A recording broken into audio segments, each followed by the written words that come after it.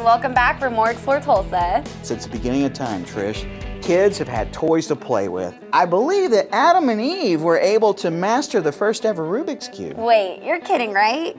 Well, before Eve found that apple, they had a lot of time on their hands. Oh, brother, the right toy can not only be fun, but it can also be a great learning tool for kids. And Ryan McAdams recently decided that the next best thing to have to a chocolate factory had to be a toy store.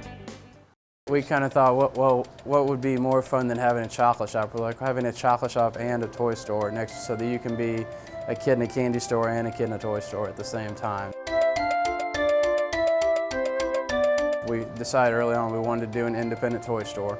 What that allowed us to do was have the flexibility to really decide what companies, what toy makers we were going to carry in our store and what style we were going to go for. We went for something that was what a lot of people might call more traditional. What I would say is no computer screens, very, very few battery-operated things, much more wood and much less plastic. We were looking at things that people had spent years researching and developing and really put thought into how it would help a child grow in their motor skills and their verbal and social skills and other different ways where they would really think they were playing with a toy, but they were actually developing.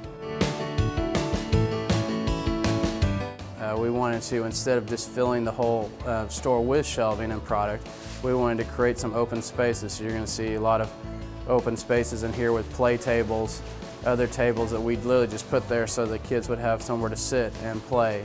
We love every day to have a toy or two out that we're teaching a different game or a toy to a child. We do a lot of gifting. That's one of the things we really enjoy the most about it is somebody coming in and wanting to put a box of chocolates together for their anniversary or for their daughter's birthday or for a friend that did something nice for them. And so it's just a great neighborhood chocolate shop. And I love being a chocolatier. I love doing that. I love the interaction we get from the neighborhood and the community as a whole. We draw from a large region because we're the only Rocky Mountain here, but it really makes it for everybody that comes in the store like their neighborhood chocolate shop.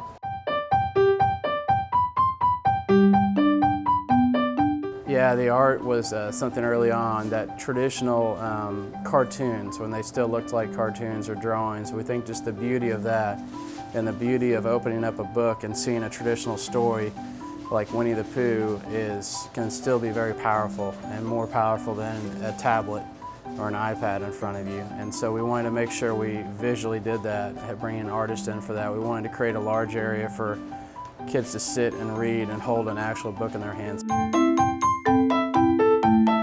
One of the other kind of motivations and inspirations for the toy store was my dad opened Rocky Mountain with me and worked there with me for 3.5 years, and just the thought not having him here with us anymore after we lost him, the chance to do a toy store and the train theme as far as Tulsa Toy Depot and putting a giant foam train on the building and having a really large selection of quality trains and a play table for that was kind of his love for trains.